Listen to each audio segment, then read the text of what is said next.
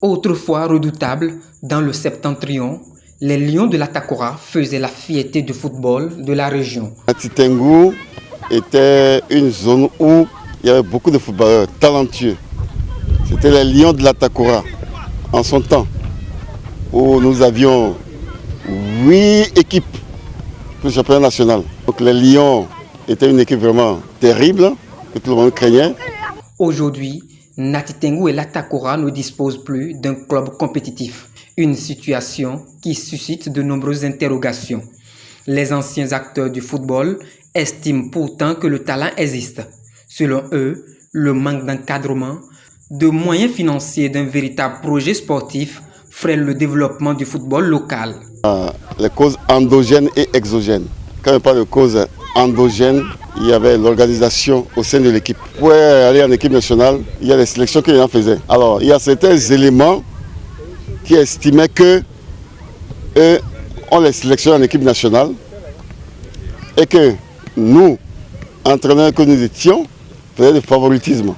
Donc, on priorisait une ethnie contre une autre ethnie. Vous voyez, non? On priorisait certains joueurs contre d'autres. Alors, les gens ont décidé de ne plus jouer. Quand il y a des matchs, ils refusaient d'aller. Problème interne.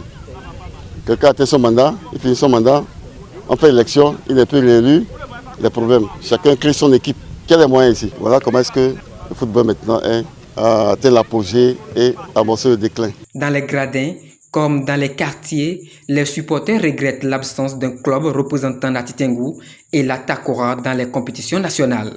Une situation qui prive la jeunesse de repères et affaiblit la passion du football. Et parlant du football de Nati Tengu, c'est vraiment dommage. C'est dommage parce qu'on n'a plus aucune équipe, ni en première, ni en deuxième, ni en troisième division.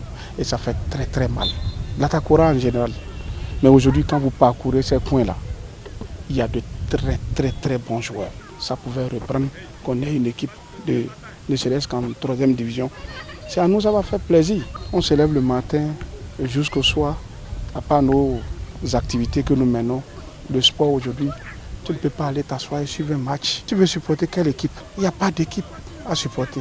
Ça fait que les enfants ne peuvent plus évoluer. Ils s'entraînent, mais ils ne évoluent pas. On ne voit pas quelqu'un, un supérieur évoluer. Donc on n'a pas envie d'évoluer. Si bien, au sein de la ville, pendant les vacances, il n'y a même pas de compétition.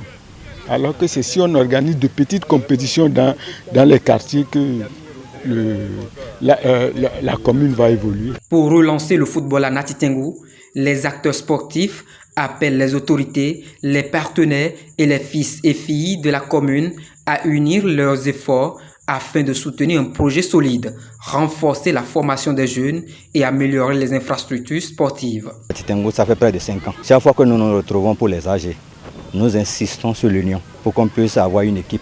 Mais je vous assure, parmi nous, jeunes dirigeants, l'intérêt personnel fait que ça ne marche pas.